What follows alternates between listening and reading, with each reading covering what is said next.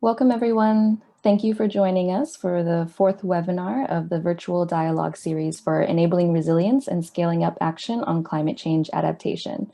Our session today is called Ecosystems, Climate Change, Ecosystems, Climate Change, and People, Strengthening Nature to Enhance Resilience in Asia Pacific. I'm Dory, and along with Elizabeth, will be your technical facilitators today. Please use the Q&A function for your questions, where you can also upvote others' questions.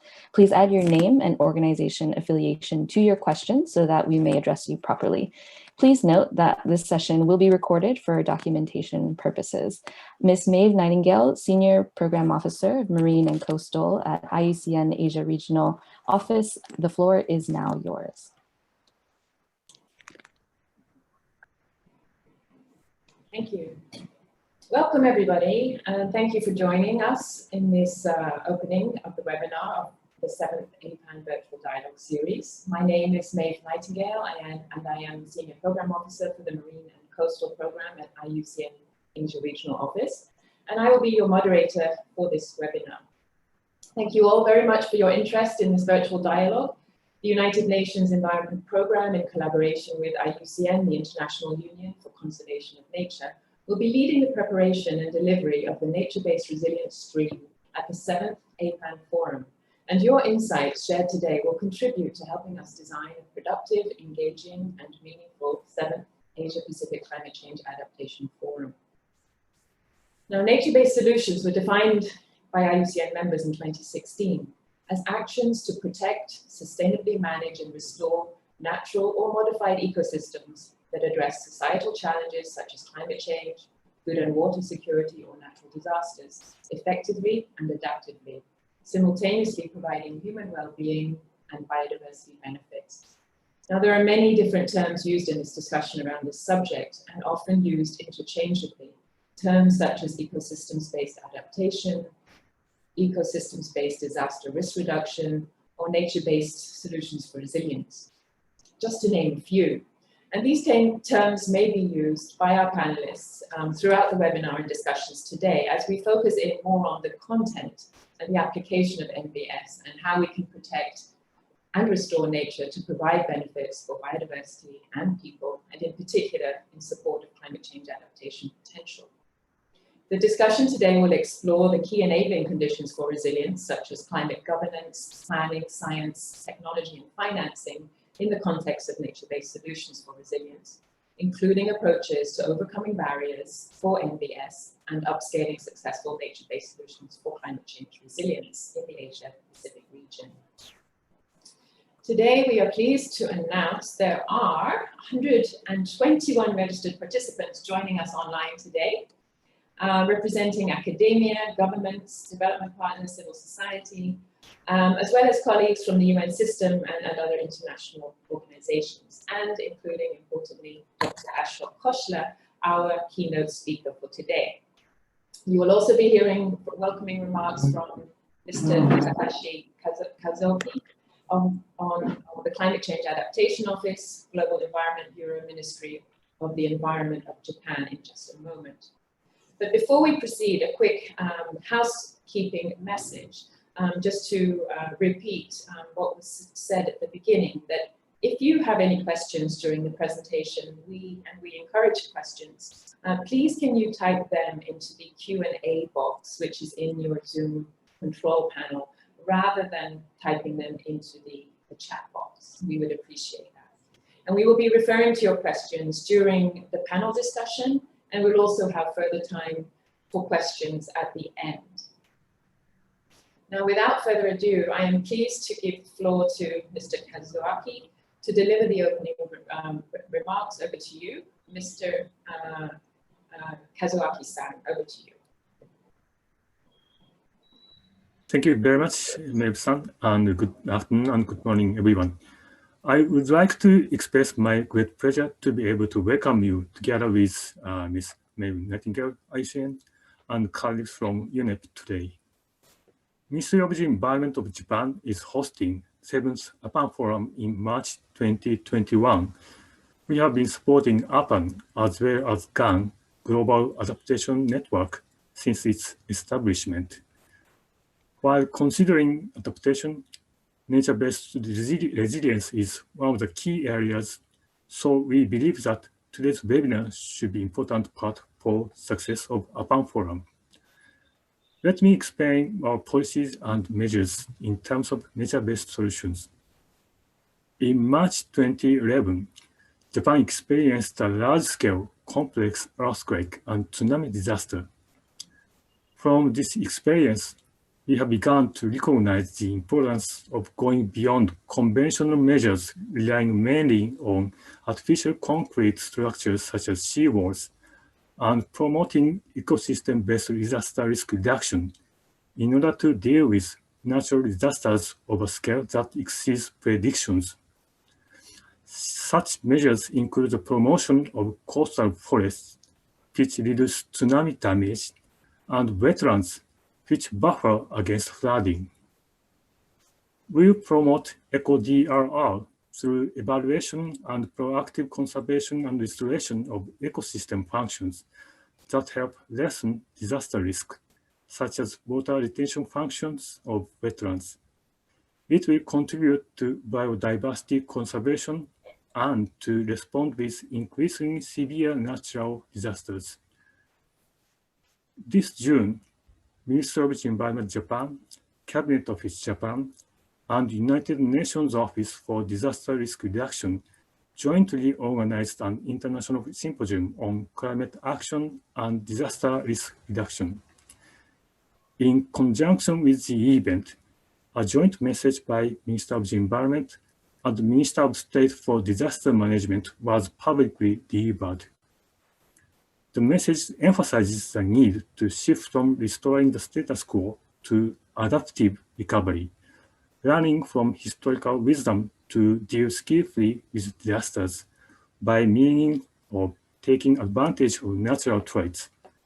Also, the properly managed nature, which is shaped through the human-nature interactions over a long time, often serves as NBS that reduces disaster risks. We are globally promoting the sustainable management and utilization of nature shaped in that way through the activities based on the Satoyama initiative, by collecting and sharing knowledge, building capacity, and so on. Japanese government will further promote this initiative with United Nations University and contribute to enhancing the synergy between the conservation of biodiversity and the climate change measures. Today, one of the focus will be on this area. Ministry of Environment Japan is planning within adaptation activities to cooperative project for ecosystem-based adaptation and eco-DRR in the North and South Pacific using climate projection and remote sensing technology, and also from viewpoint as a donor of Global Adaptation Network. We are expecting today's discussion. We'd like to work with you toward the APAN Forum and also expect that Climate Adaptation Summit in January next year will be an opportunity to promote global actions on adaptation by sharing the outcome of this webinar. Thank you for your attention. Thank you, Mr. Kazuaki-san, for your inspiring and very informative welcoming remarks to the group. Now, just before we move on, we have an interactive session planned now just to get ourselves acquainted with each other. We have a short activity and we would like to invite you all to log on to menti.com. You can see on the screen the details. And type in the code 3024172. We'd like to get to know a little bit about yourselves, your organizations, and where you're calling in from today, and what nature-based solutions means for you. So starting with the first question, once you've logged on to www.menti.com, entering the code, which region are you joining this webinar from? And we'll just allow a few minutes here while everybody logs on and gets familiar with this platform. We're already getting some really good answers, quick answers in here. showing a lot of people logging in from Southeast Asia, from East and Northeast Asia,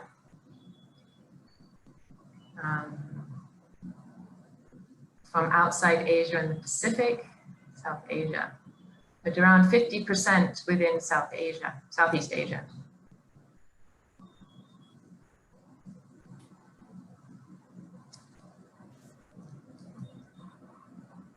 47 participants able to submit their answers so far. Okay. So we can see the trend there. About half the people from Southeast Asia coming in today, 25% from South Asia, and 13 and 14% from outside Asia and the Pacific and East and Northeast of Asia. And some callers in from the Pacific itself at 6%. Thank you. Thank you. I think we have pretty well got the hang. If we move to the next question, what type of organization do you represent of participants calling in today?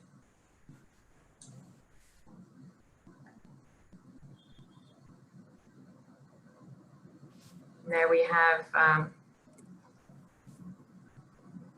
representatives from most different types of organizations, minus private sector and indigenous peoples. There we have private sector, good. Majority between multilateral organizations and government and academia.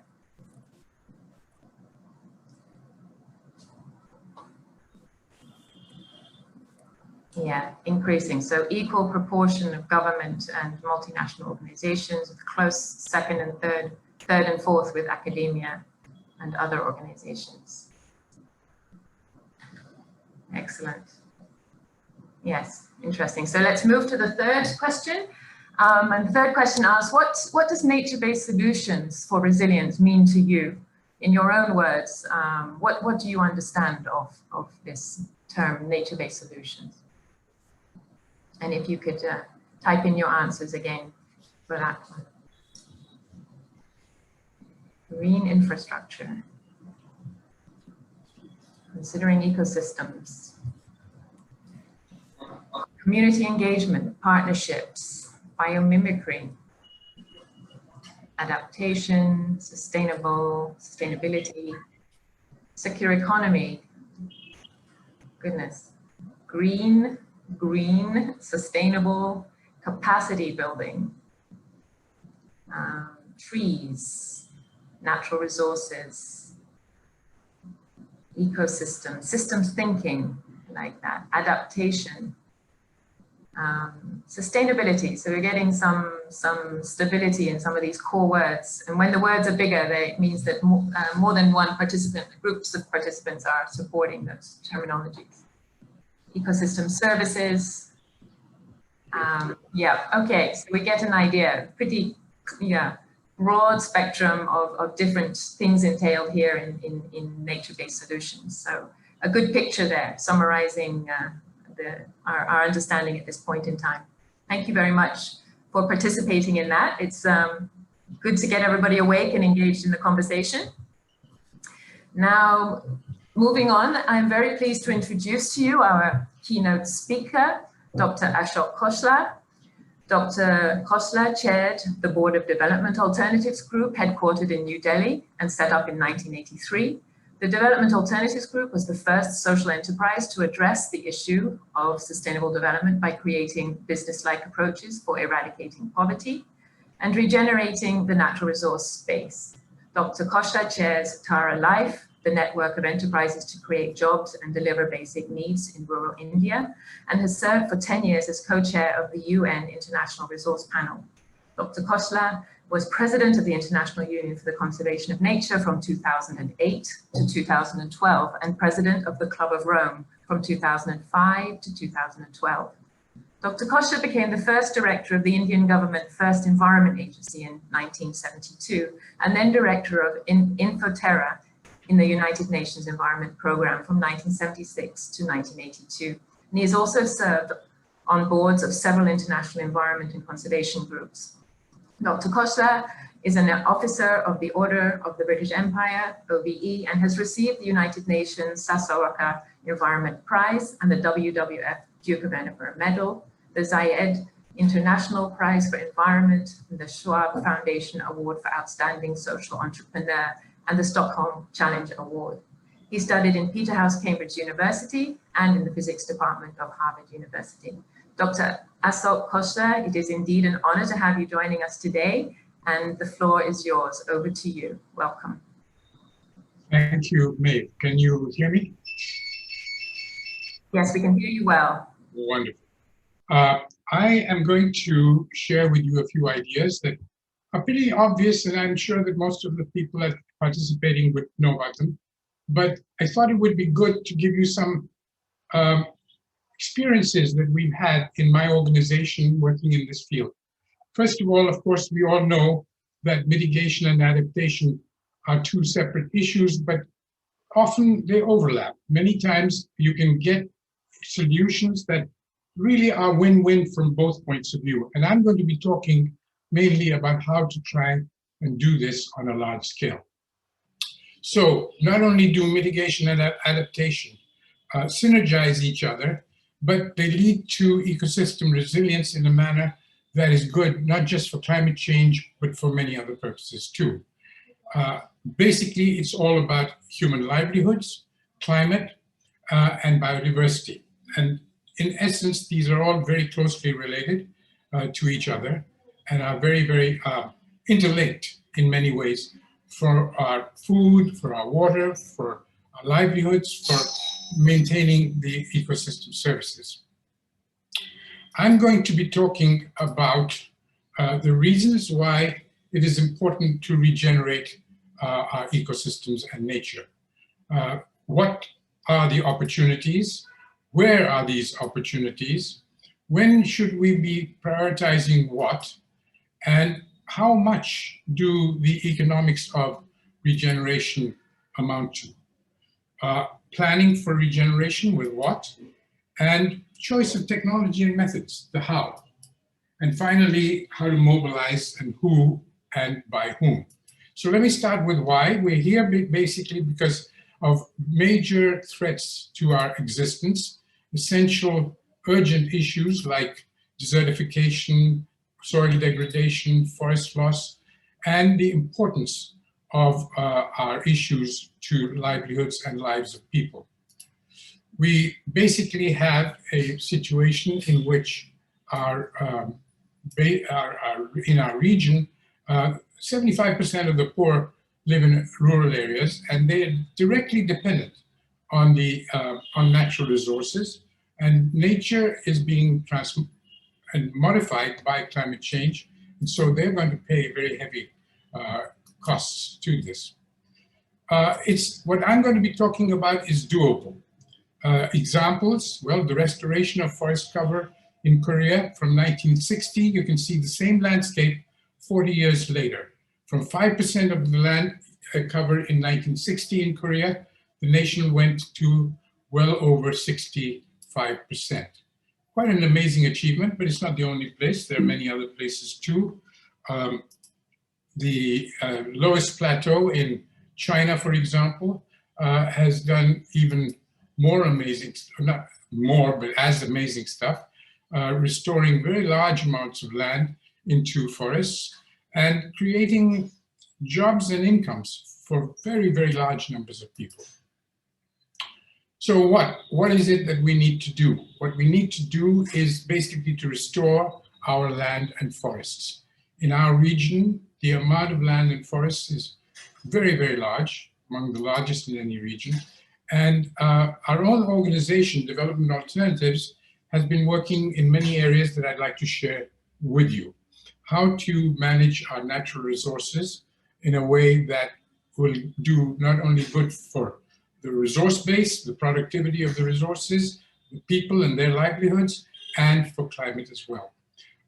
Developing watersheds, sustainable agriculture, climate adaptive planning of various types, and reviving natural ecosystems. These are things that actually go hand in hand and help each other.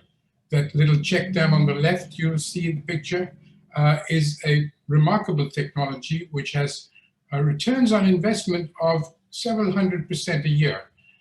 If you invest, say, $10,000 in a dam like that, your income per year can be at least 4 or 5 times that, and for the farmers in the neighborhood. We do need, in order to do these things, very strong capability for research and influencing policy, for training and capacity building, and for outreach, so that people, communities can understand all these things. I'm going to go very quickly through a chart which essentially talks about the combination of adaptation and mitigation. It's bringing together the 3 things, the 3 legs of sustainability: social well-being, ecological security, and economic prosperity. To do that, you need to reduce the degradation and erosion of our resources, particularly soils and forests and waters, recharge the aquifers, improve the biodiversity and biomass, and then bring in all the other services that are needed. From a social point of view, you need the community development, and from the economic point of view, you need basically to create small industries based on the products of the farms. All of these are interrelated, and if you do it right, you can get enormous returns from investing in nature. Where do we do these things? Well, we do them everywhere. We do them in the forests, huge benefits for carbon absorption of carbon dioxide, greenhouse gases, for wood and other forest products, biodiversity, drugs from plants, food, etc. We can do them in grasslands. We can do them in coastal areas, including mangroves, and all the benefits of these are incredible if you do them in the right and systematic way. Well, what are the priorities? Climate resilience, the goals of climate resilience require a large number of things to be brought together. Lives and livelihoods, of course, ecosystem integrity, biodiversity, species, habitats, ecological processes, connectivity of the habitats, protected areas, and a great deal of reliance on cultural heritage, because many of our forefathers and ancestors had really understood these resources and made use of them in much more sustainable ways than we've been doing in the past. And to achieve the scope, the scale, and the speed that is needed, you have to work at both the microenvironment, the biotic and the abiotic resources, and at the macroenvironment in terms of creating jobs, livelihoods, industries, environmental issues, and a whole basic regional and national economy as well. How and with what do we do this? Well, we do this with conservation of nature. Probably usually at best done at the landscape scale. These are pictures of the kinds of mapping and actions that you need to do in order to be able to create this integration. You also need finance, maybe public-private partnerships. You need government support, you need infrastructure. You need a massive outreach and media campaign.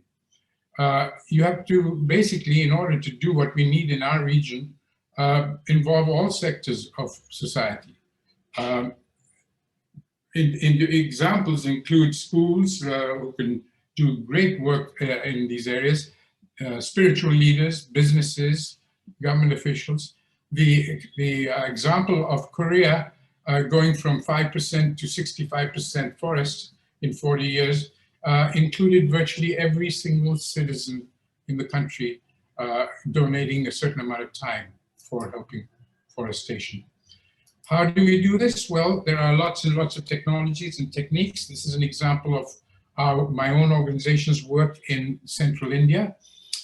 We took a space which looks like this landscape in the top, and basically with check dams, with water harvesting structures, with bunding, with land leveling, with all kinds of proper cropping techniques and agricultural practices, took this basic desert to a level where whole communities became quite prosperous. In fact, much more prosperous than we had even imagined in the beginning.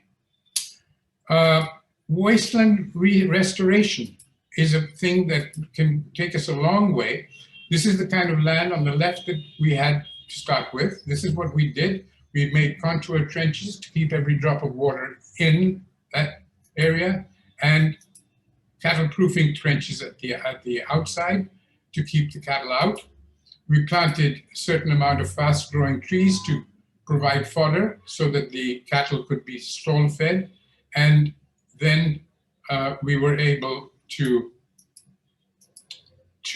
regenerate. And this is a space of about 9 to how much to May 20, 15 months. In 15 months, we can take this land at a cost of about $1,000 a hectare to this. And largely through natural regeneration. You don't even have to plant exotic species. Nature is so powerful, so strong, that it actually has rootstocks of various plants, local plants embedded, which just, if allowed to grow, can make a forest. With what do we do it? Well, we do it with species, we do it with in habitats, and we do it using ecosystem processes of wetlands, of water system, hydrological cycles, everything else. And we do that to get nature's infrastructure going. So the contribution of land resources to local livelihoods and to the national economy is absolutely huge, but it's largely unrecorded and usually unrecognized. A study by Teeb and others in the recent past showed how much value there is. You take, for example, a tropical forest. Per hectare, the value of that is around $10,000 per year per hectare.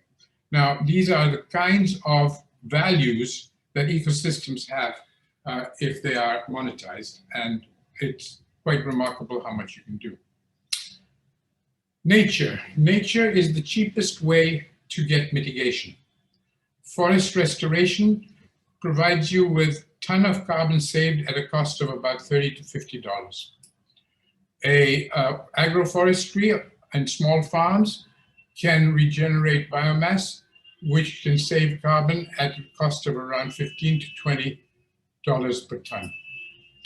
These water harvesting structures that I was talking about, of which my own organization has made more than 500, they save carbon at around $20 to $30 per ton. So both mitigation and adaptation are being served by these kinds of technologies, which essentially regenerate the nature and the environment. So regenerating forests in a country like India needs government intervention and an intervention by local communities. Restoration and regeneration, I believe, is everyone's job. It cannot just be left to governments. We need to bring every single citizen into it. Thank you.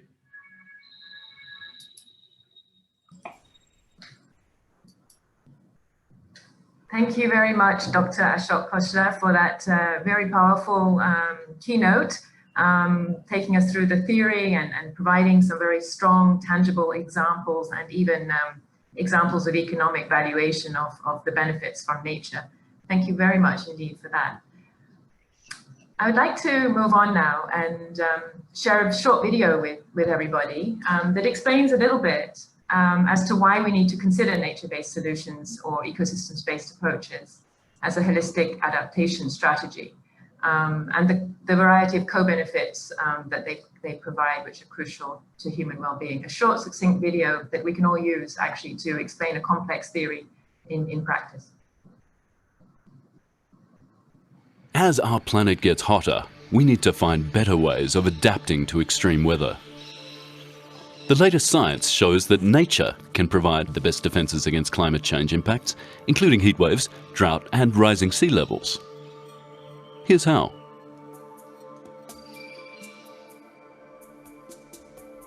As the ice caps melt, sea levels are rising. Many major cities are already threatened by flooding and erosion. Now, we can try to fight this with expensive projects like building seawalls, but there's often a more holistic and cheaper solution: nature. For example, planting mangrove forests defends against coastal flooding and storm surges. Mangroves weaken the strength of the waves, which stops the shoreline from crumbling into the sea. Coral reefs also provide flood defences by breaking big waves and absorbing their energy before they hit the shore. It's predicted there will be more and more heat waves in the years to come. In fact, it's already happening. But we have a major problem in the way we try to keep cool. Our air conditioning systems use tons of fossil fuels, which only makes the problem worse. While our houses stay cool, the planet doesn't. But again, nature has an answer. Bringing nature into cities can help keep the temperature down. Trees release water through their leaves, just like we cool down by sweating. And urban lakes and rivers also help keep temperatures low. And by using nature, we get extra benefits. Green spaces filter toxic air pollution. They can be used for recreation and they're beautiful. Drought is a major impact of climate change, and scientists predict it will become even more common in the years to come. This is a major problem, especially in poorer parts of the world where many people still rely on rain for farming. But trees and wetlands act like sponges, absorbing water and recharging groundwater supplies. So when we cut down trees, droughts get worse because rain flushes straight through the soil instead of being stored for times of need. But when we keep our forests, lakes and rivers healthy, then we're also protecting our water supplies. Coastal erosion, heat waves and drought are just some of the climate impacts that can be tackled using nature. This nature-based approach is called ecosystem-based adaptation, restoring and protecting ecosystems to help people adapt to climate change. But the really amazing thing about ecosystem-based adaptation is that it protects both people and planet. When we use nature to defend ourselves from climate change, we also create space for plants and animals to flourish. A lot of environmental news can be pretty bleak. From starving polar bears to melting ice caps and disappearing forests, it can be hard not to focus on what's going wrong. But ecosystem-based adaptation is about focusing on what we gain, not on what we lose. Today, there's no need to choose between nature or people. Now, it's nature for people.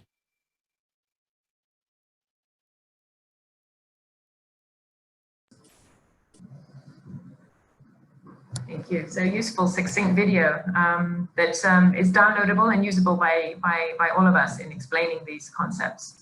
I would now like to invite Mr. Raphael Glemay, Senior Program Officer, Water and Wetlands Program of the IUCN Asia Regional Office, to make a short presentation on the nature-based resilience stream concept. Over to you, Raphael. Thank you, Mev. So I will ask for my presentation and hi everybody, very glad to be here and to see so many people interested in nature-based solution for resilience today and coming from different part of Asia and beyond. So I've been tasked with the difficult mission of taking you through the some elements of the outlook that is being prepared in the lead up to the event, the proper adaptation forum that is happening in March. So as you know, each stream is supported by a document that tries to really gather and captures key elements around each theme. So in our case, nature-based solution for resilience. So we're currently drafting this document. I will present a few elements and the objective of the presentation is really to trigger your interests, your comments and your contribution. So we really have a final product in March that reflects really the diversity of experiences around nature-based solution for resilience in Asia Pacific. Next slide, please. So first, it's important to define nature-based solution, and I noticed that both Dr.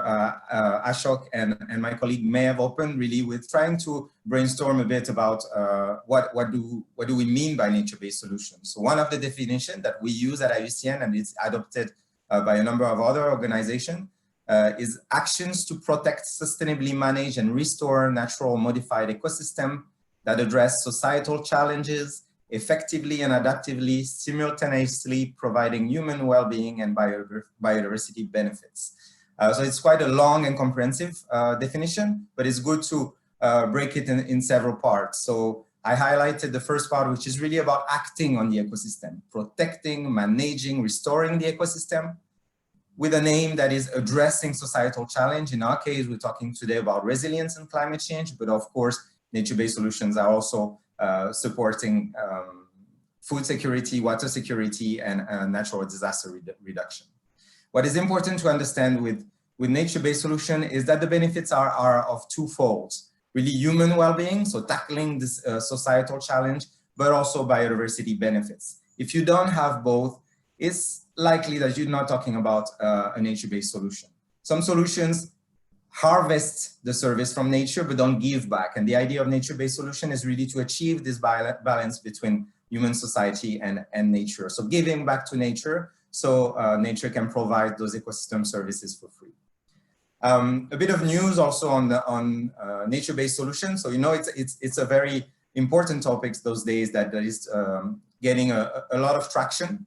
IUCN launched the global standard for NBS in July. So we realized that it's often difficult for partners, implementers, practitioners to really understand what is a nature-based solution, how do you implement it, what do you need to look at. So it was really a request from IUCN member to IUCN Secretariat to trigger a process, a consultation process to develop this standard. I won't have the time to explain the standard in detail, but hopefully we will share the documents and we'll have more time to come back to it in March. But we're really looking at a diversity of criteria. So societal challenges, solutions that are designed at scale, that bring biodiversity net gain, that are viable economically, that propose or offer an inclusive governance. This is a very important point, that balance the trade-off and see long-term, and that are also reactive. It can adapt considering the results and the evolution of the context, and that are also sustainable. Next one. Next slide, please. So we heard from Mev, from Dr. Ashok, and also from the little movie that there's a number of threats on ecosystems. And just to remind you that Asia Pacific region is probably the most sensitive to climate change due to a number of very important impacts. If we look at different ecosystems, so the coastal and islands ecosystem are heavily impacted in our region by sea level rise, bringing saline intrusion, erosion, coral bleaching, a number of impact on the coast. The Himalayas and montane ecosystems are also particularly threatened with increased temperature that leads to glacial lake outburst floods, the famous bluffs, landslides, loss of water sources, and of course, human casualties. Rivers ecosystem is pretty much the same. It's very often now that we hear about devastating floods and droughts. I'm based in Bangkok, and really it's often on the news that we hear about droughts in the Mekong Basin, and then suddenly floods, so really heavy disaster that are affecting people and livelihood on the ground. And also cities that are suffering from climate change, floods. Again, I live in Bangkok. We are well placed to see how our city can be flooded and the impact that it brings, urban heat and all other impacts in urban area. Next one. So as part of the outlook for the resilience stream, we try to look at a few enablers and looking a little bit at the context for implementation of nature-based solution in Asia Pacific, starting with the governance. So if we look at the governance, there's been a number of progresses that have been made in terms of building a sustainable governance for nature-based solution. So most of the governments have an agency that is responsible for natural resource and climate change and often address nature-based solution. A large number of governments also have ratified key conventions, so the UNFCCC, the CBD, Ramsar, that all address to some extent also nature-based solution. On the weaknesses part, there's often a very strong gap on addressing governance in a cross-cutting manner. Nature-based solution is often still seen as only part of the natural resources and environmental world, and doesn't really talk or include as it should sectors such as planning and investment, construction, transportation, and of course, energy. NBS is still not high on the agenda of regional platform. So thinking about the ASEAN and SAARC that are addressing climate change, but still not so much with the angle of nature-based solution. The involvement of communities and local indigenous groups is also limited, and really often limited to project or site level governance. But their voice is rarely heard at national level in terms of really bringing their experience on nature-based solution. And finally, the governance and the progress of governance are mainly national. There's very little example of transboundary application of nature-based solution, and joint governments or civil societies from the two sides or three sides of the border working together is still very rare to identify transboundary examples. Next one. So another enabler we're looking at is planning and processes. So basically the product of governance and how governance leads to effective and efficient planning in terms of nature-based solution. So if we look at national plans developed by governments in cooperation with a number of organizations and civil society, a number of plans will include mentions of a nature-based solution for resilience. So we have the National Biodiversity Strategy and Action Plan, National Adaptation Plan, the NDCs, contains some element of NBS for resilience, and it's a trend. We can see an increase here, so it's very good. There's also high-level political commitment from some governments. We cite a few here: Japan, China, Republic of Korea, that pledged to become also carbon neutral on the mitigation side. On the weaknesses side, the nature-based solution for resilience are rarely seen as a national strategy. So we're still looking at, as I said, for the governance, something that is for the environment, on the environmental sector and natural resources, but really we struggle to mainstream that across sector and across plans.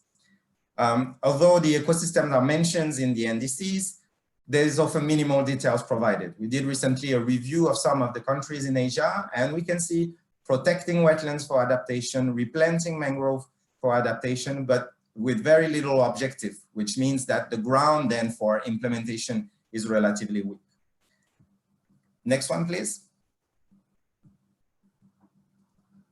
So on the science parts, the data and the science part, on a number of strengths again, a large number of tools for vulnerability assessments or design process to identify nature-based solution. You probably know a few through the project or the processes you're involved in.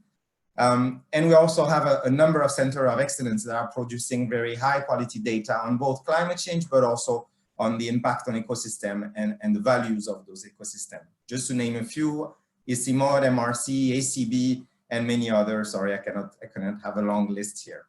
In terms of weaknesses on the science part, there's still a strong lack of ecosystem services valuation. It's still very rare to find example at scale and countries that are really try to make a comprehensive assessment of the value of their ecosystem on their territory. It's still very project-driven, site-driven, unprotected area, and really overlooking a number of ecosystems. So this is a foundation for nature week, and it's very important to evidence better the values of those ecosystems so we can convince and really move across sector. In terms of tools, so as I said, a number of tools that are more project-led, but there's limited examples of countries that have really adopted a national tool for vulnerability assessments of ecosystems. Next one, please.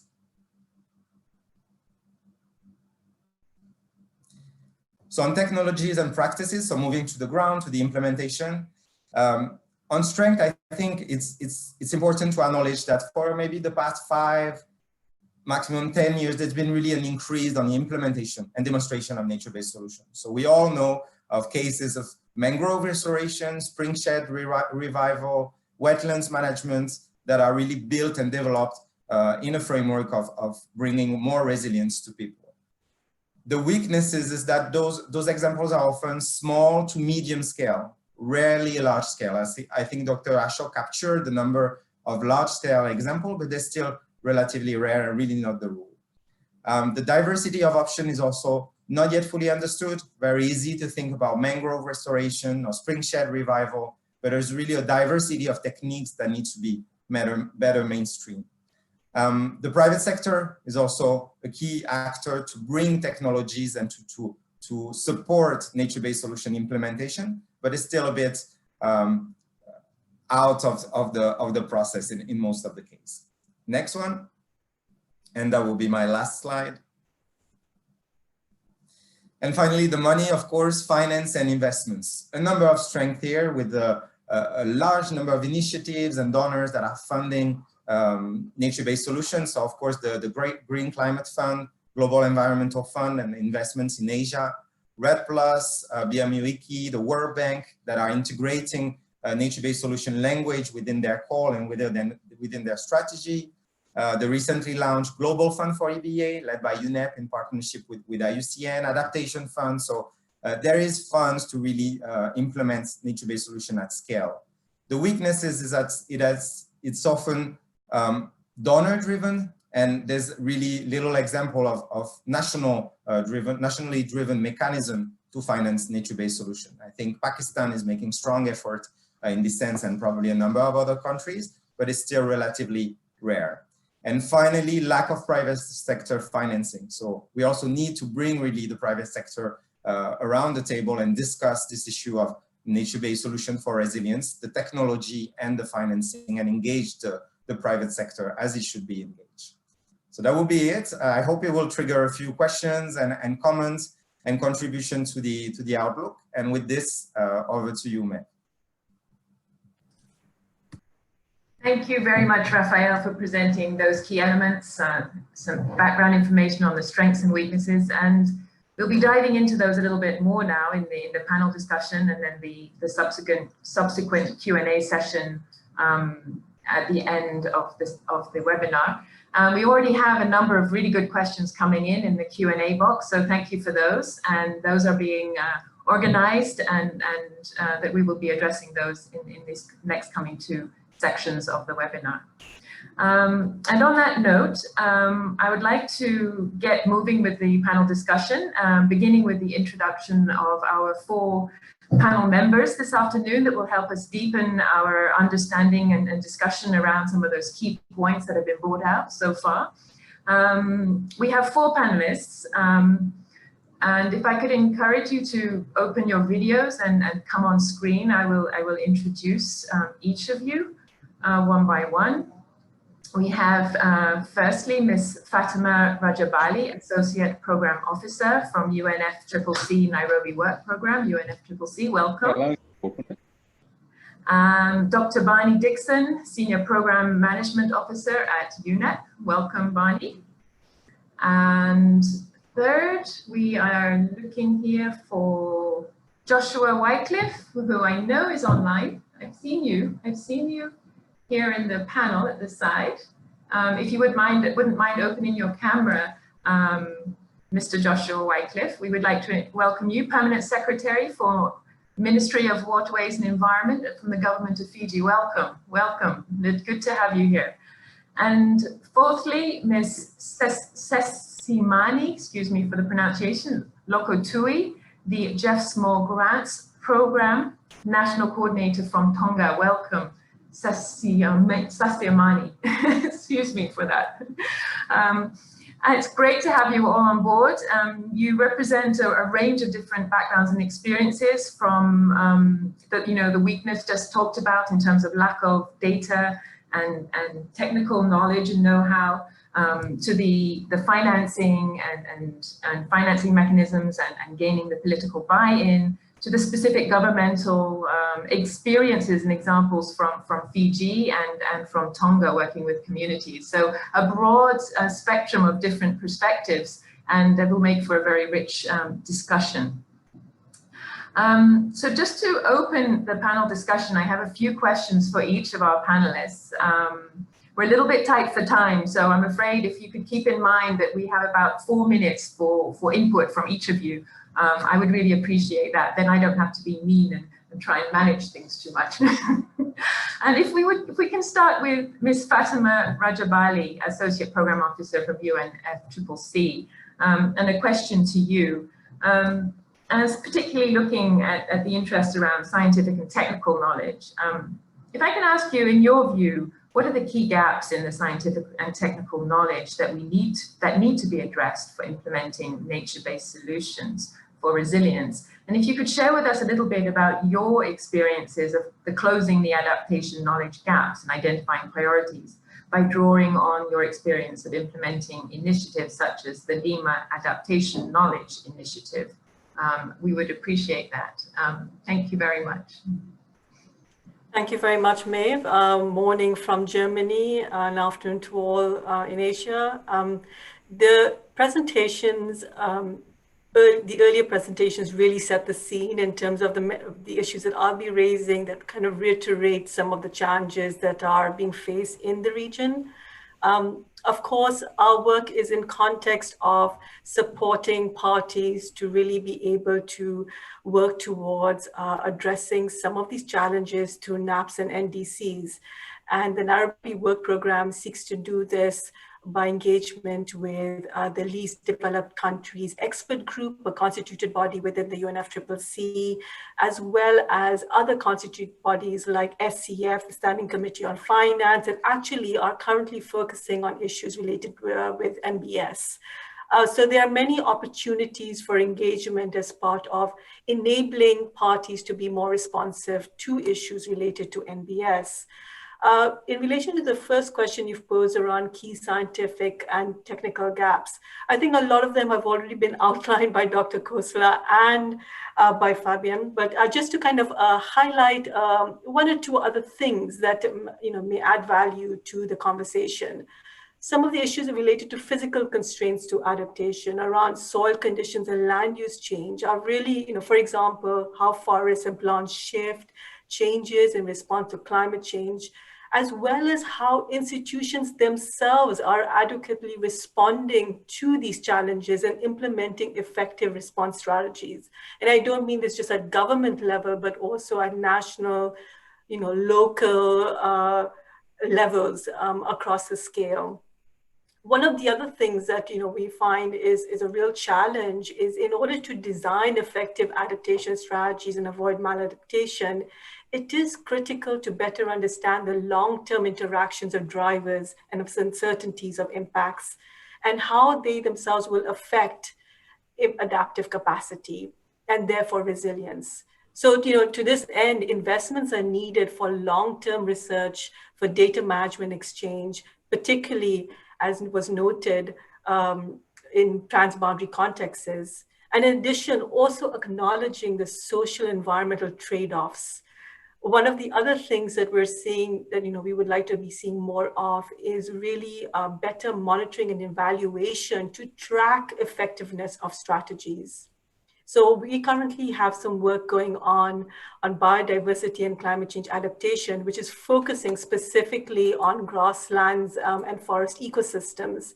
And some of the things that we're learning is around also not how traditional knowledge, indigenous people's knowledge is essentially critically important, but not just about translating this knowledge into action, but also ensuring that adaptation initiatives are driven and informed by traditional knowledge systems. So we're doing, then I would like to mention a couple of projects on the go that kind of adds to the ongoing work that we have in the region. One initiative, the LACI Adaptation Knowledge Initiative, which we're actually working very closely with UNEP under the GAN, the Global Adaptation Network, is to address knowledge barriers that hinder the implementation and scaling up of adaptation action. And one of the key characteristics of the LACI is to foster collaborative opportunities at a sub-regional level because of its shared ecological and climatic characteristics. And we do this at the first stage. The first level is to first bring together experts from across a particular sub-region. For example, we're currently undertaking some work in the Pacific Small Island Development States. And from there, we're trying to get experts to convene them. At this point, it'll be virtual rather than physical, to really understand through a rigorous methodology what those knowledge gaps are, and then to be able to categorize and prioritize them.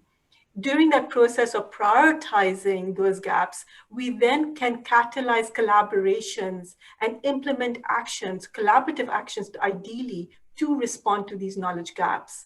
So the LACI work is really seeking to bridge priority knowledge gaps, as well as, and this will be done through experts and institutions that work within the subregions, or at least have agendas within the subregions in terms of ongoing work and partnerships, and also to scale up these activities in new subregions by organizing priority setting workshops in other vulnerable countries, most especially in the context of the Nairobi Work Program in LDCs, SIDS, and African states. The one thing I should note here is that this is a demand-driven process. So we are really looking to ensure that we're engaging with the right local, national, and regional sort of partners. For instance, in the Himalayan Kush area, we're working with strategic partners like ICIMOD, who are really leading on a lot of work within the region. And they're already seeking to close 2 knowledge gaps, specifically focusing on water. So that is kind of the added value we bring by engaging with partners on the ground. And as part of that, with the Pacific, we're working with SPREP, who are also leaders in this area within the Pacific. We're currently actually working also in the Lac-Ménan, not particularly specific to this region that you're focusing on, but that phase is actually quite exciting because now we're looking to address the gaps that I've already identified a few years ago. So just to kind of, again, re-emphasize that the LACI outcomes and learning are also shared with the UNFCCC to inform the global policy process, be it to the substance, technical meetings, constituted bodies, and the COPs. And this, in turn, we hope kind of further guides the scaling up of adaptation action in countries and subregions, and we hope it also results in additional mandates for us to kind of, support that scaling up process. I will leave it at that for the moment. Thank you very much. Fantastic. Very broad spectrum of input there. Thank you. I wonder if, sort of shaking things up a bit, if we could go, you mentioned something very interesting there at the beginning about the need to have an appreciation for traditional knowledge, but not only that, to let that knowledge drive the processes, that they're critical in driving the processes. And in light of that, I wonder if it would be okay to skip now to Ms. Sesimane Lokotui and bring in a bit of a community perspective from Tonga, from your work with the Jeff Small Grants Program. If I may ask you, please, to talk to us a little bit about how nature-based solutions supported communities in Tonga in adapting to the impacts of climate change. If you could talk with us a little bit about that and the lessons that can be shared from the community level in actually working to bring those voices into the processes to drive the sorts of change that we're talking about here. If you could shed some ideas for that. Thank you, Ms. Can you guys hear me? If I'm there, thank you. With nature-based solutions in the community, it's a very vast area, and it has to be very contextual. It will be very different from what we've learned here in Tonga and what we've implemented on the ground, especially between island groups. What I've seen so far in my work or with the communities, that one thing may work with another community, and not even a kilometer away, it may not work with a different community. Hence why I do back up what Fatima was saying, is that it is traditional knowledge needs to merge with what we may know with our Western education. And that's something I had to learn to adapt in my role, is I need to merge the traditional knowledge of that community with what we're trying to get across to them. And so far, in trying to get these projects off the ground and make sure that they're sustainable in the long term, there was a merger where they had to step in, the community had to step in themselves and help us design the nature-based solutions that we were after. Because if we do not have that, then we can't have good governance, and good governance in any project ensures good outcomes and therefore good, outputs from the community themselves. Majority of the lessons learned is that with NGOs and with government implementing projects on the ground here in Tonga, what we've learned is that if we do not bring in the community from the get-go and the design of the project, it wouldn't take off. And if it did take off, as soon as funding has run out, it will not sustain itself. Mainly because most of us walk in and our design's already pre-made and ready to go, and we roll it out and then we walk away. And there's a lot of hand-holding when it comes to communities. But that hand-holding, how do I say this? There's a lot to gain from the hand-holding in the long term. We have communities that have set up something of we call special management areas, which is one of our best nature-based solutions here in the kingdom to both address climate change and coastal erosion, because we're trying to restore our coral reefs that has been bleached over the years, and then thus in turn brings back biodiversity. One of the key issues in trying to restore our oceans is that we live off the ocean here in the Pacific, and therefore there needs to be an alternative livelihood provided to the communities. So that's when traditional knowledge had come in. What we've learned is that if we had deviated and given them an alternative livelihood through agriculture means, and therefore by pushing organic sustainable farming practices on land, it could save both things at the same time. And these are our best lesson learned out of the special management areas. A few years ago, I had worked with water resources management, and we were looking into sustainability of water resources within the kingdom. As many of you would know, living in the Pacific, especially on small islands, water is a massive problem, especially during El Nino season. Like if you do not manage it properly, and if you do not use it properly, it would never be there. However, many of the Western solutions that we were given weren't culturally appropriate. And this is something that we need to take into consideration when addressing Indigenous people in rural area, is that we need to take in what is culturally appropriate from different areas of the world. And especially in Asia Pacific, where most of us are driven by our customary ways, that's a very big, that's something that we need to be considering at a very pivotal point of why you can sustain or how you can sustain your projects. So with water management, the nature-based solutions wasn't, say, anything that had come upon itself. It was always there. What we failed to realize is that most of our developmental goals were not of Tonga's capacity, especially with our water resources. So what we needed to do was to step back and allow the community to tell us how they had dealt over centuries with water issues. And then from there, map out where there were these backups resources that we had never known about, and how to manage these backup resources, while at the same time building water management plans so that they can sustainably use rainwater catchments. You know, funding goes a lot into rainwater catchment tanks. We give it out nonstop here in the Pacific. And there would never be enough, not if you have implemented together with the community, building a plan for them to sustainably use their water. I know there's a lot of noise in the Pacific right now for turning ocean water into seawater, into potable water, but that in the long term is not sustainable. If it firstly costs a lot of fossil fuels, which we barely can afford. And it's not something that in the long term, remote communities of Tonga can live by. But I do know from when I have been out to the most remote islands of Tonga, even though that they may not have enough water, there's a way of addressing these by adapting themselves when the time comes. So they do have backup resources. So this is when I keep saying traditional knowledge is important, especially to nature-based solutions. I've seen a question here from the Q&A about regional approaching, a framework where you can regionally approach.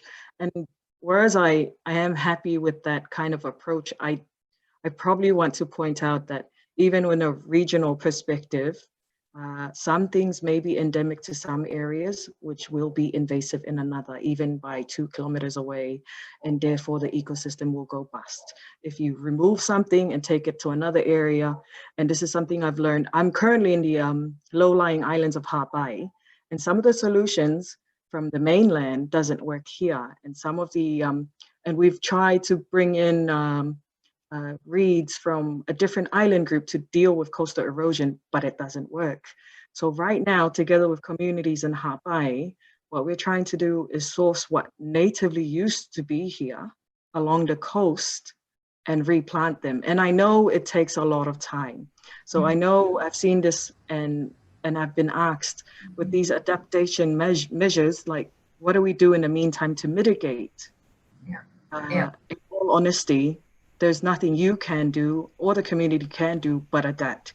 And that's what I've seen the people of Hawaii do, is that they just adapt as time comes. We're gunning into the worst part of the year with the tropical cyclone season, and already Hawaii is ready to handle this. And this comes from years of building capacity and building their resilience. Half the trees that they put down this year along the coast will be gone, but yet again, they'll be back up at it again and replanting, because they've seen 25% over the past few years grow and have held their ground together.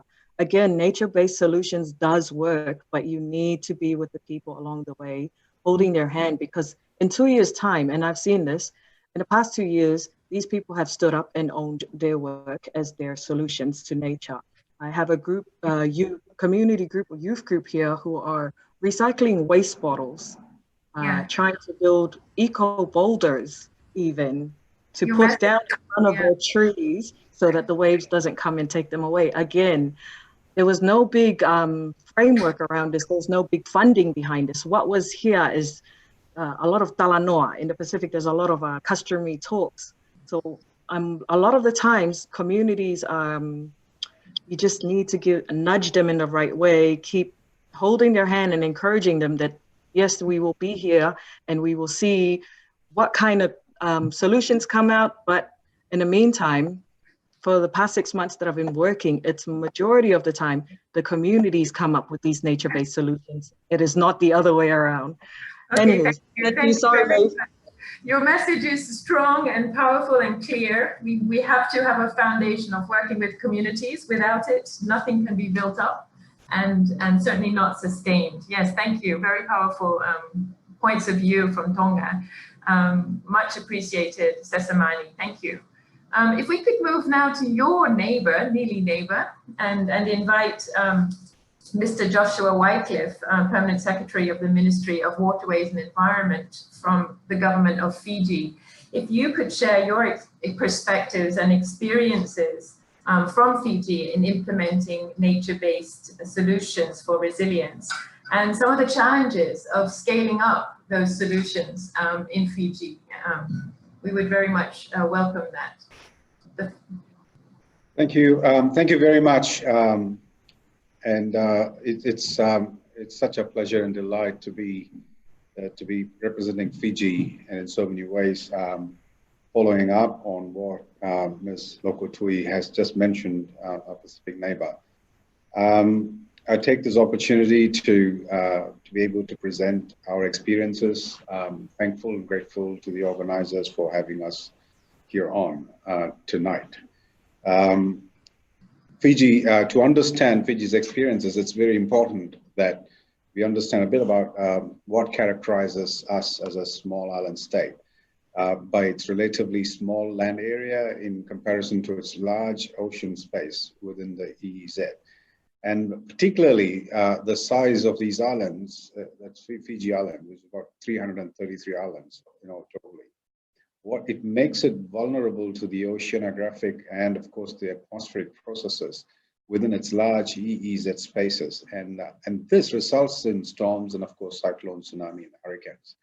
And then it causes, a disequilibrium alongside the coastlines and the beaches. And of course, that we all know results in the loss of our coastlines, and of course, the coastline retreats that we see all the time. Fiji is one of the countries which insists that it's nature-based solutions is an integral part of the Ministry of Environment's solutions to our communities. Part of our agenda mandate is in Fiji, coastal communities that are vulnerable to coastal erosion being moved and relocated. So we've had to come up with innovative solutions that would reduce the need for community relocations as well. So what we've done is we've had 3 or 4 solutions, and these solutions are put in place individually on their own and also collectively. So one of them is a Vetiva project program. Actually, we have across several coastal communities and riverbank communities where there are vulnerable coastlines that erode. These vetiver plants are planted along the coastline because of their netted structure of the roots. They go deep and they quickly grow and strengthen the soil and stabilizes it, and is able to provide a strong, much more stronger coastline. And it avoids waterways from being engulfed by silt as well. So the benefits of this vetiver is it slows down and spreads out the water flow. It minimizes soil loss, and of course it minimizes the landslides and the sediment entering waterways. It also provides, of course, the environment that supports vegetation growth, and in the long run, it stabilizes the bank as well. So that's one solution to minor erosions that we have, and we have already done over 40-50 sites across Fiji, and we're finding it very substantially good outcomes for coastal protection and riverbank protection as well. Then we have something which was created on our own by the ministry, by our teams, having putting in some innovative models into it and coming up with hybrid systems. And the way this works is we have communities with boulders, or we buy boulders. We've got three levels of protection. So first we have 5 lines of mangroves put in on the foreshore, and taking into consideration the erosion geometry and of course the wave reflection coefficients, and working through a formula that provides the wave energy and the attenuation, reducing the coastal push coefficient.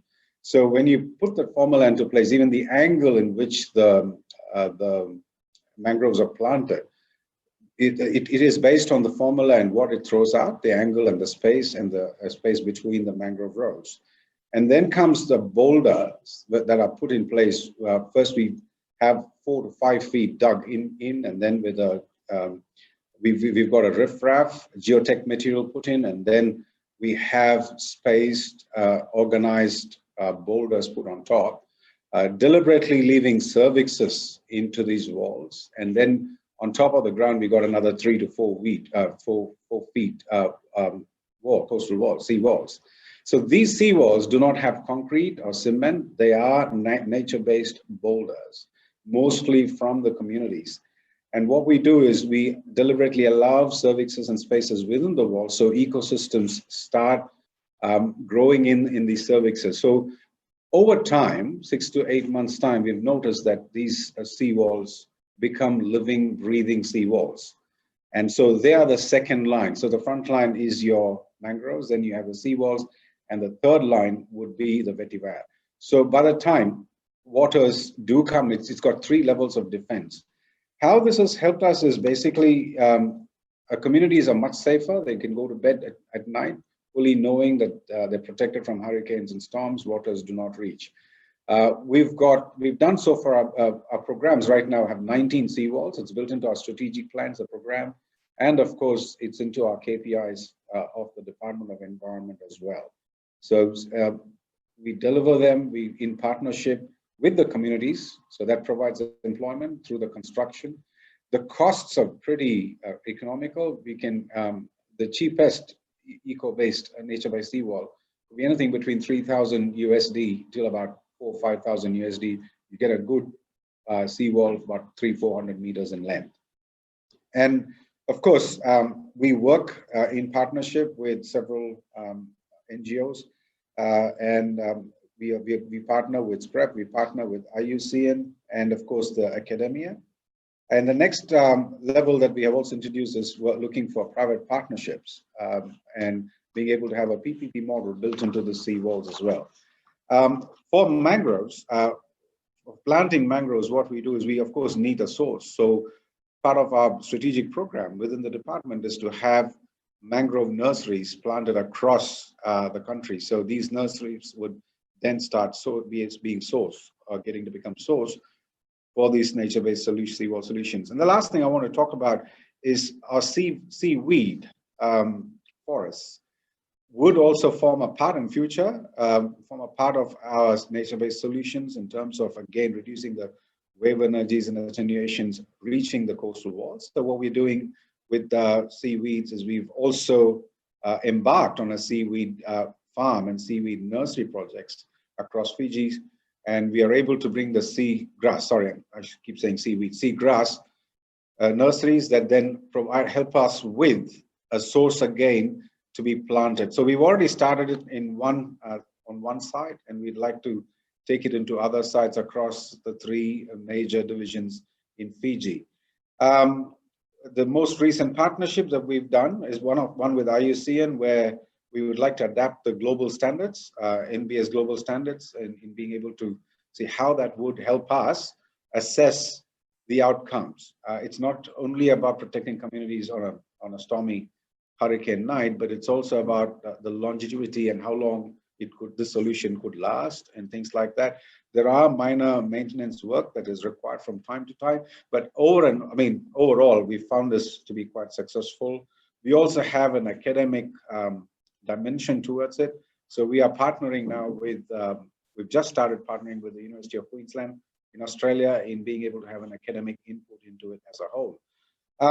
So with 19 seawalls this year alone, we should be able to have some form of, and of course, with the global standards, IUCN's NBS global standards, we should have a good model to launch it into the next year and see how well we could do, how well we could improvise on the existing models that we have come up with. We, of course, a good size of our R2R, Reach to Reef project contributions are also going into our vetiver projects and how we are able to bring it up. We are also looking at, we've so far done about 68,000 seedlings from the R2R project, and we've planted 264,000 hectares across the country and across 243 communities. So that's a model to start with. It's just a good launch pad, but we'd like to improvise and improve from here on. Thank you. Thank you. Thank you very much. We look forward to having more depth insight on that and using the NBS standards to have a bit of an evaluation there. Thank you for bringing that out and heralding that as an example that we can follow. Much appreciated. In the interest of time, I'm keen to also give our 4th panelist, Dr. Barney Dixon, some chance now to speak a little bit. He's the Senior Program Management Officer for UNEP, who will speak a little bit on interests around financial mechanisms, investments, and the increasing of political commitments towards MBS. If I could start, Barney, by asking you the question, what is the best approach to maximize NBS investments amongst governments from your point of view, from your perspective? You can start there.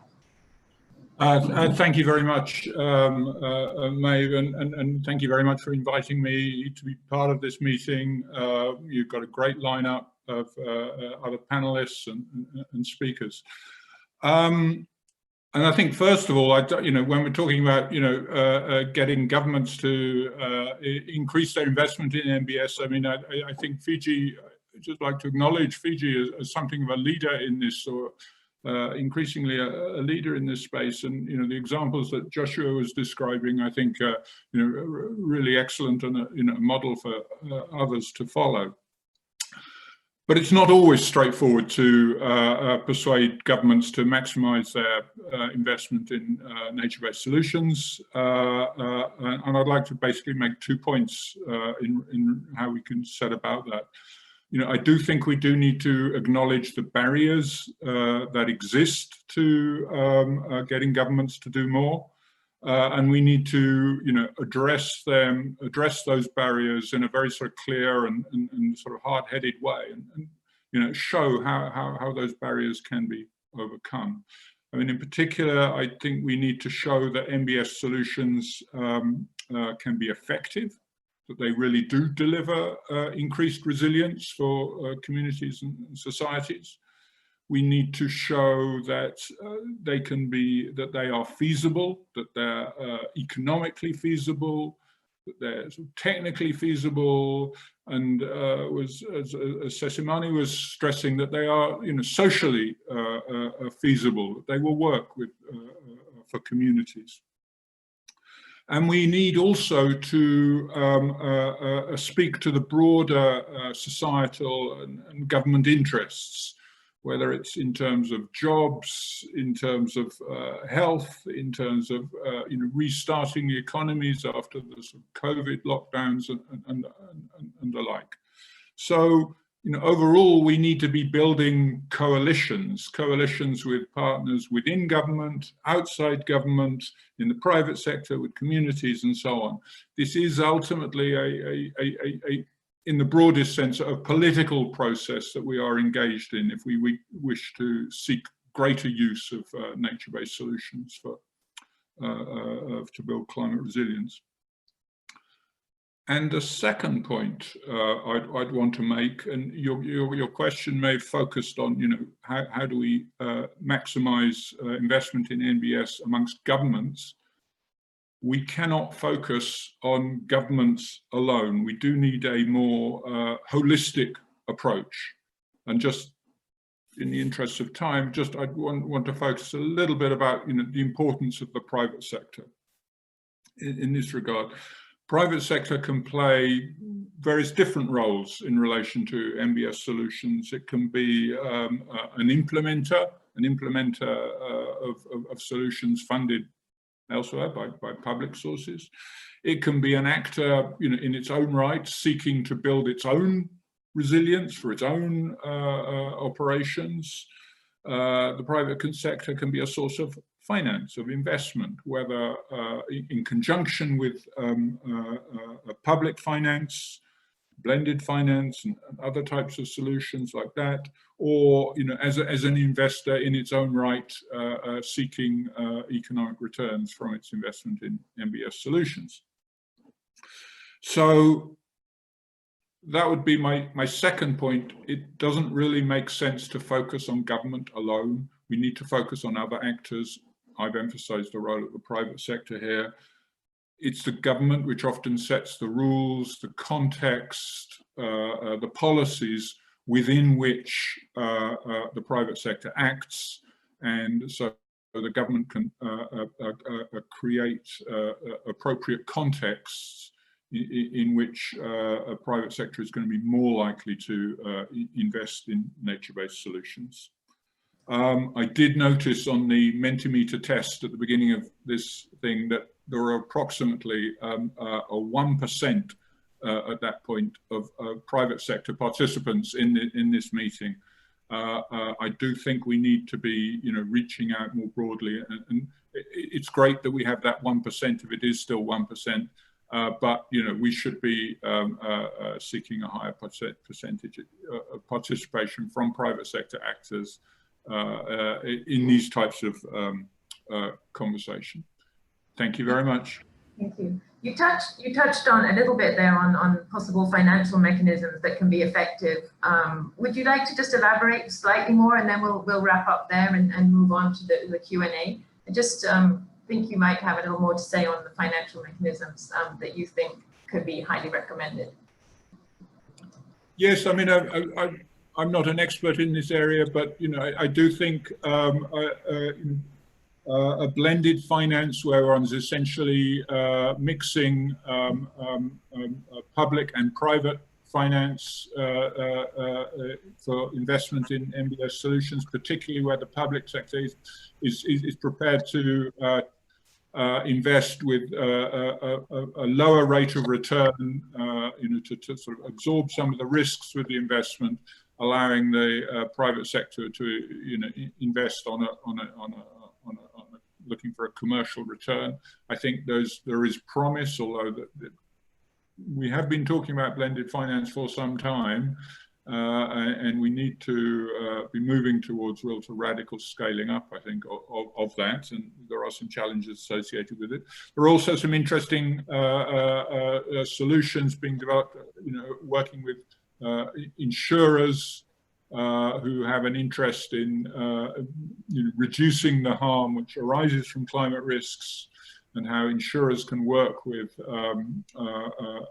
actors to build resilience in that way. And there's some interesting examples in that, particularly from the Americas. Okay. Thank you. I know time is short, so Yeah. I'll stop. Thank you. Thank you. And I want to thank all four of you for your very interesting insights and perspectives. Very, very happy to have had that rich conversation with you. We have, yes, in the interest of time, need to move on. We have 24 questions already in the chat box. I apologize to the next section in terms of time management here. And we will move on now to the moderated audience Q&A session. And in this respect, I'd like to call on Miss Liz Mullin-Brendhart, the Program Officer from Climate Change Adaptation Unit of UNEP, to moderate this audience Q&A session. Over to you, Liz. Thank you. Thank you so much, Maeve, and for excellent job moderating. Thank you to all the panelists. I'd like to particularly also thank the opening speakers for this session. If I can just say a few words on behalf of UNEP, who is co-organizing the session, about my favorite parts of what I've heard so far from our opening speakers. I appreciated Raphael's statement that we need to give back to nature so that nature can give to us. I thought that was very, very powerful. I also enjoyed very much the keynote by Dr. Ashok Khosla, especially the acknowledgement of the incredible power of investing in nature and the return on investment of nature and the co-benefits for mitigation as well as adaptation. And finally, would like to thank very much Mr. Takahashi Kazuaki from the Ministry of Environment in Japan for reiterating Japan's tremendous support to adaptation issues, including ecosystem-based approaches, nature-based approaches, and also touching upon eco-DRR. So thank you to our opening speakers. And thank you very much to our panelists. We do have, as Maeve mentioned, a number of questions. I know that we will not be able to get to them now. I will try to address one question to each of you if I can, and would just like to ask everyone who's not yet done so, please do ask your question in the Q&A box. If you can add your own name and address the question to one of the panelists if you have a specific person in mind. Those that we don't get to now, we will be happy to answer in the Slack conversation that we're setting up after this webinar. So we will continue the conversation after today until the APAN forum itself. If I can just start, there's a question that I'd like to address to Joshua, and it's about ecotourism. And the question is, it notes that ecotourism has been promoted as a support to local economies and to help conserve the environment. However, ecotourism can also be contribute to significant damage in a country. Joshua, if you could just say something very, very briefly about how we could mitigate and balance ecotourism in a country such as Fiji. Thanks.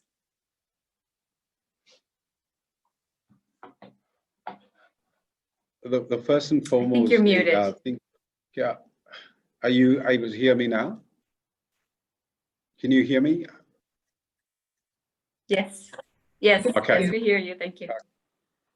One of those things is if you have to protect, be it from ecotourism or from any form of other threat to your ecosystems, the first and foremost we do is to be able to have a proper state of the environment report, and that's something that would give us a good asset, an ecosystem asset or eco assets that that belongs to the country. So you know what is found where and how you protect it. So Fiji has invested into that, and we know what is available where, and we keep track of that. Number one. Number two is that when tourists come in, you probably have heard, we've got something called an ECAL, ecotourism. Any tourist coming into Fiji has a levy that they pay, and the levy would also take care of ensuring that tourism or tourists who come there enjoy responsible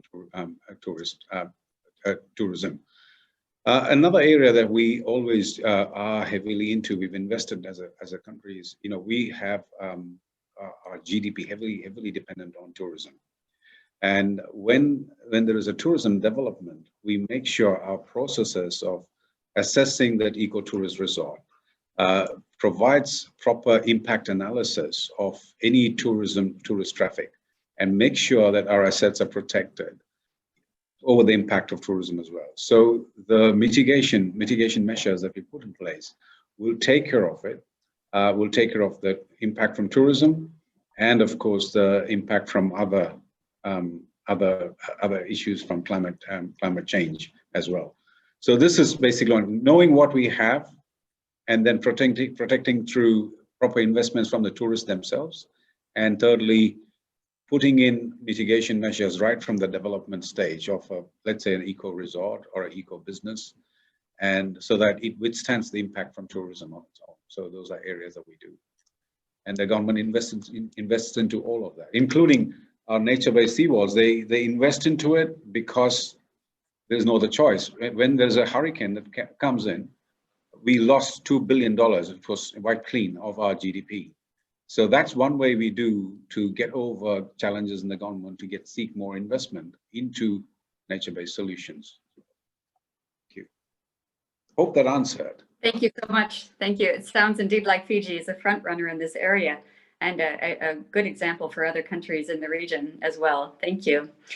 Staying on the topic of regional cooperation, I'd like to address the question on regional cooperation that was raised.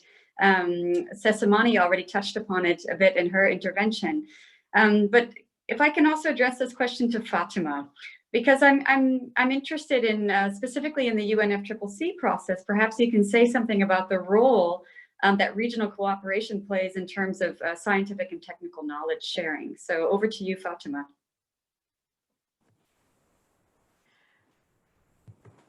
Sorry, hi Liz.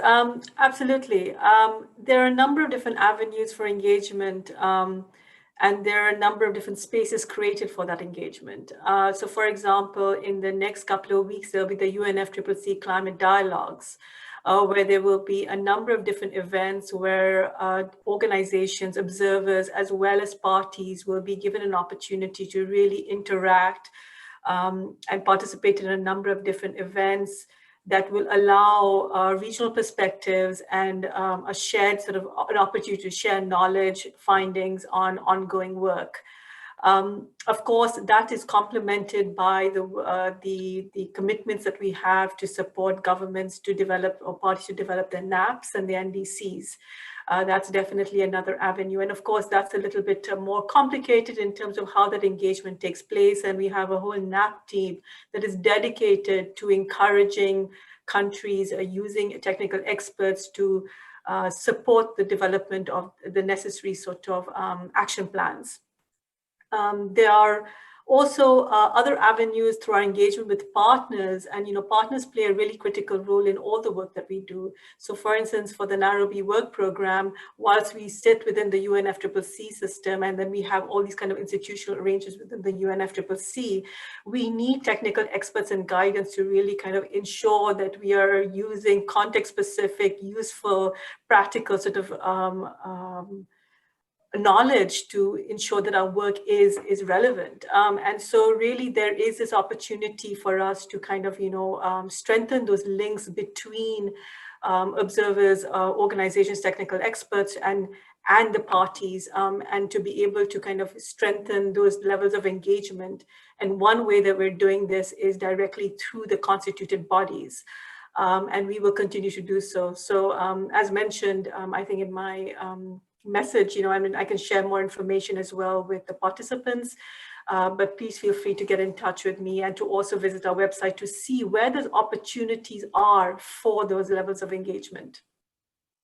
Excellent. Thank you so much, Fatima. And that's a great suggestion. I would ask that all panelists kindly share relevant information that you would like to share with the participants in the Slack chat that we'll be creating after this conversation to make some of those resources available. So thank you so much for that.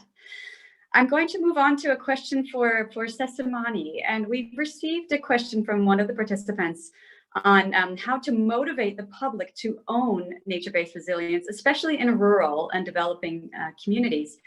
If I can ask you, Sesamani, to say something briefly from your perspective on that. Thank you.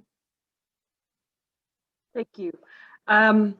I think this has always been something with every project with anything that has to do with rural community or any community project is getting them to step up and own many of their work. Like again, I think I've said something about it earlier in that the communities themselves needs to be involved in the design of the project. They need to have a say so that in the end they know that their opinion had mattered and everything that they had contributed meant that the work would be successful. Half the time, and this is something that we had learned, both government and NGOs here in Tonga, is that if we did not bring them in or consult them in the get-go, they would not be interested, especially with rural communities. And there's a massive discord, and it stems from discrimination based on, say, education, where in rural communities, we think they're poor, they're uneducated, so forth. The list goes on. But if you just say, consult them from the get-go, involve some of their opinions, include many of the traditional norms or cultural norms within that little community, best believe that before we even start implementing, they would be there waiting for us. They would be there implementing themselves, even on the smallest of activity, the marginal activities, they've already implemented that. And I think that's how you get them to step up, is that you need to involve them as much as possible. I hope that answers the question. It's excellent, yes. And I think it's a great reminder that local communities cannot be an afterthought. They need to be involved from the very beginning, co-designing these projects. So thank you for that reminder. I have just one final question I think we can get to now, and I'll address it to Barney. You got the jump on it a little bit because the question is about financial mechanisms that are available to incentivize NBS. And I know you touched upon blended finance. I'm wondering if you can say something about some of the upcoming opportunities for finance for NBS and perhaps something about the Global EBA Fund that UNEP and IACN will be launching in the coming weeks. Thanks, Barney. Okay, thank you very much, Liz. Well, let me go straight to the Global EBA Fund issue. So this is a fund being run by IUCN and UNEP. Will be launched soon. We hope to make the first call for proposals in the early part of next year. It will be seeking to provide relatively small grants, a few $100,000, to non-governmental organisations of all types, but including ones who may very well be working with government, to address sort of specific challenges or barriers which are preventing the scaling up of ecosystem-based adaptation solutions.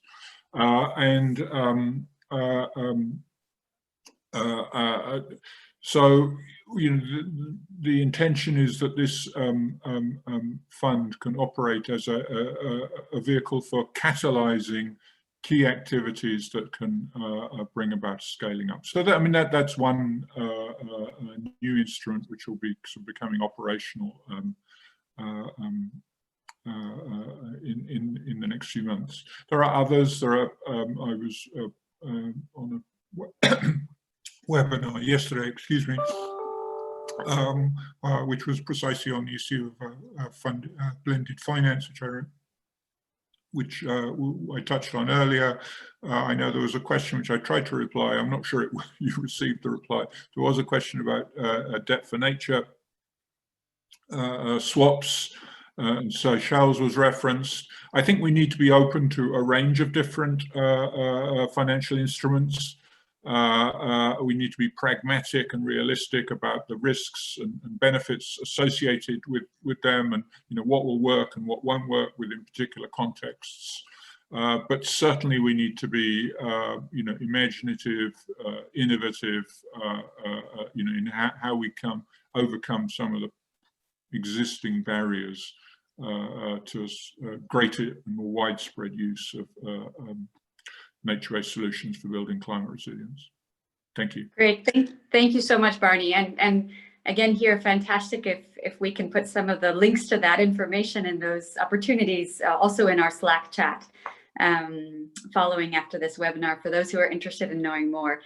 I'd like to thank all of our panelists. I know that we have many more questions, and hopefully we can continue to answer those in the coming days and weeks leading up to the forum. We're about to close this webinar. We are running a bit over time. Before we do, I would like to invite everyone once again to please go to Mentimeter. The link should come up on your screen. It's www.menti.com. And the code is the same as last time. It's here on your screen, 3024172. And I would like to ask, we just have just 2 questions before we wrap up. And the first one is, after listening to the panelists and based on your experience, what are the main priorities for implementing NBS for resilience in the Asia Pacific? If you could answer that now.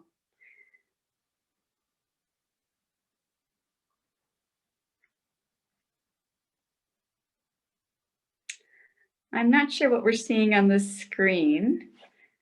Are these the results from the survey?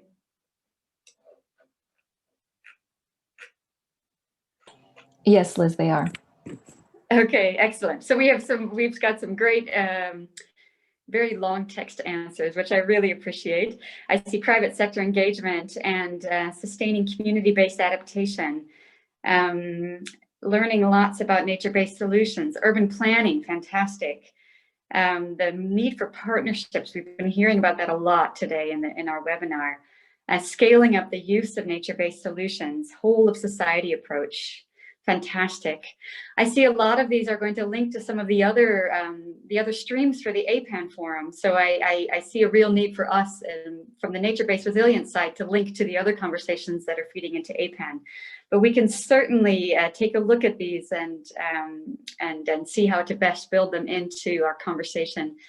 And again, I welcome everyone to please continue your active engagement in the Slack conversation, starting now until March when we meet at the APAN forum.